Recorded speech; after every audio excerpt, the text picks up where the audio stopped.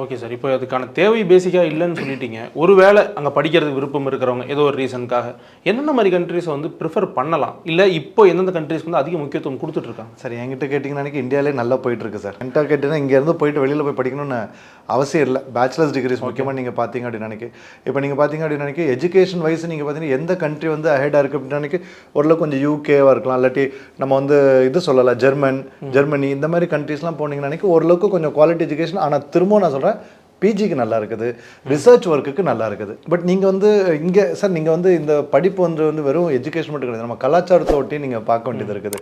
So நம்ம கலாச்சாரம் அவங்க கலாச்சாரம் எல்லாமே பார்த்தீங்கன்னா எல்லாம் வந்து டெட் எகெயின்ஸ்டாக போயிட்டுருக்கோம். நீங்கள் அங்கே போய் அடாப்ட் பண்ணிட்டு கொண்டுட்டு இப்போ 12th முடிச்சுட்டு ஒரு பையன் போகிறான்னு வச்சுங்களேன், அவனால் அதெல்லாம் அவ்வளோ ஈஸியாகலாம் அடாப்ட் பண்ண முடியாது அவங்களால. இப்போ அதனால தான் வந்து எப்போவுமே வந்து பிஜி பண்ணும்போது ஒரு 3-4 வருஷம் வந்து கொஞ்சம் காலேஜ்லாம் போயிட்டு கொஞ்சம் எக்ஸ்போஷர் கிடைச்சதுக்கப்புறம் போகிறதுக்கும் 12th முடிச்சுட்டு வெளியில் போய் படிக்கிறதுக்கும் டிஃப்ரென்ஸ் நிறைய இருக்குது. என்கிட்ட கேட்டிங்க அப்படின்னு நினைக்க எந்த யூனிவர்சிட்டி பெஸ்ட்டுன்னு பார்த்தீங்க அப்படின்னு நினைக்க பிஜியை பொறுத்த வரைக்கும் அந்த மாதிரி நிறைய ஃபாரின் யூனிவர்சிட்டிஸ், மாஸ்டர்ஸ் அந்த பிஸ்னஸ் அட்மினிஸ்ட்ரேஷன் எம்பிஏக்கெலாம் வந்து ஃபாரின் யூனிவர்சிட்டிஸ் ரொம்ப டாப்பில் இருக்கிறாங்க. ஆனால் வந்து யூஜியை பொறுத்த வரைக்கும் இங்கே யூஜி பண்ணிவிட்டு அங்கே பிஜி பண்ணுறது வந்து ஓரளவுக்கு அட்வைசபிள். இங்கே அதாவது டைரெக்டாக அங்கேயே போய் யூஜி பண்ணுன்றது வந்து இட்ஸ் ஐ வாஷ் தான், அது ஒரு ஸ்கேம் மாதிரி தான் நான் பார்ப்பேன் நான்.